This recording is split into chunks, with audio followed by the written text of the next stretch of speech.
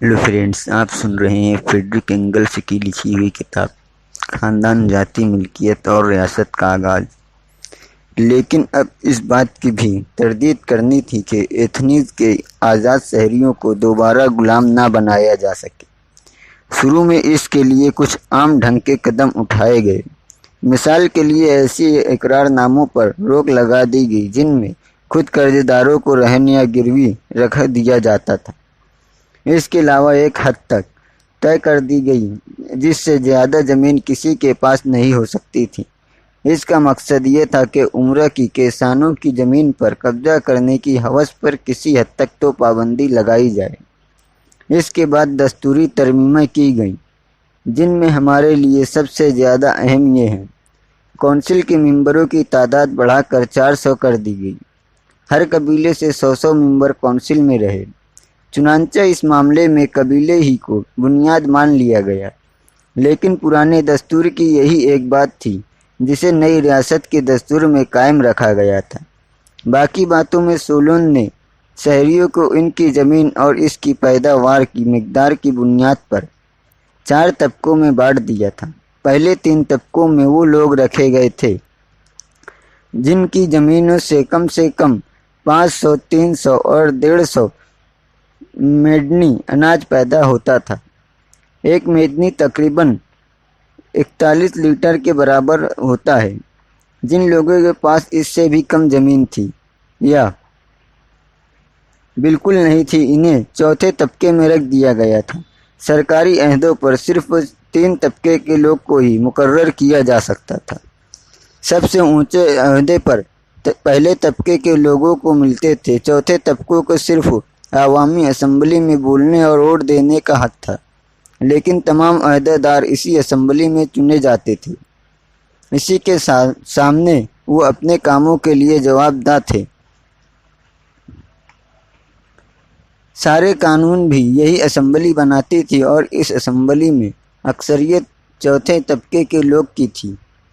सरफा के तबके के मखसूस इख्तियारात को किसी हद तक दौलत के इख्तियारात की शक्ल में दोबारा कायम कर दिया गया था, लेकिन फैसला कुन ताकत आवाम के हाथों में रही। फ़ौज को नए सिरे से मुनज़्ज़म करने में भी उन्हें 4 तबकों को बुनियाद बनाया गया। पहले 2 तबकों से सवार फ़ौज के लोग लिए जाते थे। तीसरे तबके को जर्रे-बंद पैदल फ़ौज का काम करना पड़ता था और चौथे तबकों को या तो मामूली पैदल फ़ौज का काम करना पड़ता जिसके पास जर्रे-बकर नहीं था, या उन्हें समुद्री फ़ौज में भर्ती कर दिया जाता था। चौथे तबके के लोग को शायद इस काम के लिए उजरत भी दी जाती थी। इसी तरह दस्तूर में एक नए अंसुर का इजाफा हो गया था और वो अंसुर था जाति मिल्कियत। शहरियों के हुकूक और फ़राइज़ ज़मीन की मिल्कियत की बुनियाद पर तय किए गए थे, और जैसे जैसे मिल्कियत वाले तबकों का असर बढ़ता गया वैसे वैसे पुराने एक जिद्दी खून के रिश्ते सगोत्र की बुनियाद पर बने हुए ग्रोह पस मंजर में पड़ गए। गन दस्तूर को एक और शिकस्त हुई, लेकिन मिल्कियत के मुताबिक सिपाही हुकूक की दर्जाबंदी रियासत के लिए कोई लाजमी चीज़ नहीं थी। रियासत की दस्तूरी तारीख में इसकी जो भी अहमियत हो, लेकिन बहुत से रियासतें और इनमें भी सबसे ज़्यादा तरक्की याफ्ता रियासतें इस किस्म की दर्जाबंदी के बगैर ही काम चलाती थीं। एथनीज में भी इसकी अहमियत आर्जी थी। रिश्तेदारीदेज के ज़माना से तमाम अहदे सभी तरह के शहरियों को मिलने लगे थे। अगले 80 वर्षों में एथनीज के समाज ने वो रास्ता इख्तियार कर लिया जिस पर चलकर आइंदा कई सदियों तक इसका इर्तिका होता रहा। सोलोन से पहले के ज़माने में सूदखोरी भी जिस तरह ज़मीन पर कब्जा कर लिया करते थे, इस पर रोक लगाई गई, और इसके साथ साथ कुछ लोगों के पास बहुत ज़्यादा ज़मीन इकट्ठा होने से रोक दी गई। तजारत और दस्तकारी और तरह तरह के फ़ायदेमंद हुनर और फ़न अहम पेशे बन गए, जिनकी बुनियाद गुलामों की मेहनत थी, जो ज़्यादा से ज़्यादा बड़े पैमाने पर मुनज़्ज़म किए जा रहे थे। समाज में तालीम और रोशन ख्याली को तरक्की हुई। खुद अपने शहरी भाइयों का पुराने बेईमाना तरीके से इस्तेसाल करने की बजाय ایتھنز کے باشندے زیادہ تر اپنے غلاموں کا اور اپنے غیر ملکی گاہکوں کا استحصال کرنے لگے۔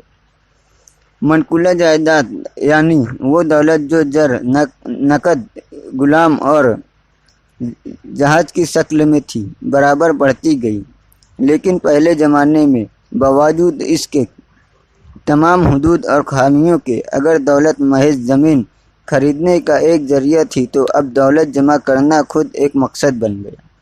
ایک طرف تو اس سے نیا دولت مند صنعتی اور تجارتی طبقہ صرفہ کے طبقے کی پرانی طاقت کا کامیابی کے ساتھ مقابلہ کرنے لگا تھا، اور دوسری طرف پرانے گن دستور کی آخری بنیاد بھی ختم ہو گئی۔ اسی طرح پرانے گن فریٹریاں اور قبیلے جن کی ممبر سارے ایٹیکا میں بکھرے ہوئے تھے اور آپس میں گھل مل گئے تھے، سیاسی اداروں کی حیثیت سے بالکل بیکار ہو گئے۔ ایتھنز کے بہت سے شہری کسی بھی گن کے ممبر نہیں تھے، بلکہ وہ بدیسیوں سے آئے ہوئے لوگ تھے جو شہری تو بن گئے تھے مگر ان پرانے اداروں میں شریک نہیں ہو پائے تھے جو ایک جدی قرابت سگوتری کی بنیاد پر بنے تھے۔ اس کے علاوہ غیر ملکوں سے آئے ہوئے ایسے لوگوں کی تعداد بھی برابر بڑھتی جا رہی تھی جنہیں صرف تحفظ حاصل تھا۔ اسی دوران میں مختلف پارٹیوں کی جدوجہد جاری رہی۔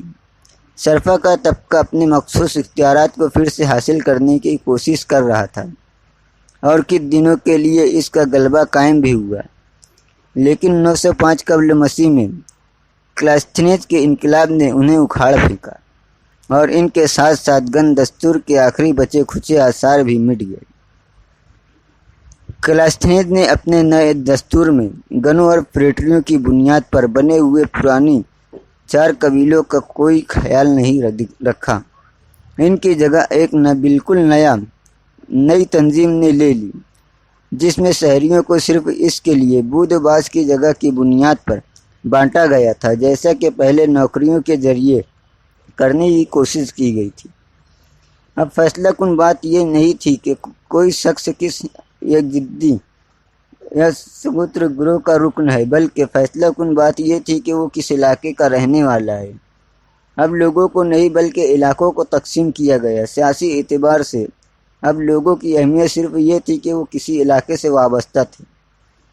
پورا ایٹیکا 100 خود حکومتی قصبات پر بلدیوں میں بانٹ دیا گیا تھا۔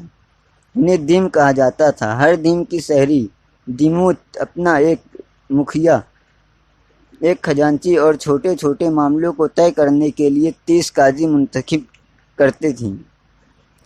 ہر دیم کے شہریوں کا اپنا ایک الگ مندر اور دیوتا یا ہیروس ہوتا تھا جس کے پجاری کو چنا جاتا تھا۔ دیم میں اقتدار اعلیٰ دیمتوں کی اسمبلی کے ہاتھ میں ہوتا تھا۔ مورگن نے صحیح کہا ہے کہ یہ امریکہ کی خود حکومتی بلدی نظم و نسق کی ہی دوسری شکل تھی۔ موجودہ ریاست اپنے ارتقاء کی آخری منزل پر پہنچ کر اس اکائی پر ختم ہو جاتی ہے جس کے ساتھ ایتھنز میں ریاست کا آغاز ہوا تھا۔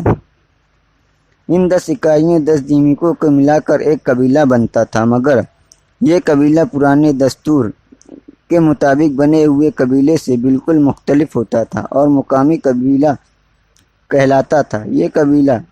یہ مقامی قبیلہ اپنی حکومت آپ چلانے والا ایک سیاسی گروہ ہی نہیں تھا بلکہ ایک فوجی گروہ بھی تھا۔ وہ ایک فائلارک یعنی قبیلے کا سردار چنتا تھا جو سوار فوج کا کمانڈر ہوتا تھا، ایک ٹکسیرارک چننا تھا جو پیدل فوج کا کمانڈر ہوتا اور اسٹریجی جوش چنتا تھا جو اس پوری فوج کا جو اس قبیلے کے علاقے میں بھرتی کی جاتی تھی کمانڈر ہوتا تھا۔ اس کے علاوہ ہر قبیلہ 5 جنگی جہاز، ان کو چلانے والے جہازی سپاہی اور کمانڈ مہیا کراتا تھا۔ ہر قبیلے کو ایک اٹیکی دیوتا یعنی ہیروس دے دیا گیا تھا جس کا نام سے قبیلہ جانا جاتا تھا اور جو اس قبیلے کی حفاظت کرتا تھا۔ اور آخری بات یہ کہ یہ مقامی قبیلہ ایتھنز کے کونسل کے لیے 50 ممبر چنتا تھا۔ کل ملا کر جو چیز بنی وہ تھی ایتھنز کی ریاست۔ اس کی حکومت 500 آدمیوں کی ایک کونسل چلاتی تھی جس کو 10 قبیلے چنتے تھے۔ حکومت کا مکمل اختیار اس سے بھی اوپر عوامی اسمبلی کو تھا، جس میں ایتھنز کے ہر شہری شریک ہو سکتا تھا اور ووٹ دے سکتا تھا۔ حکومت کے مختلف شعبوں اور عدالتوں کا کام ارکان اور دوسرے عہدیدار کیا کرتے تھے۔ ایتھنز میں ایسا کوئی عہدیدار نہیں تھا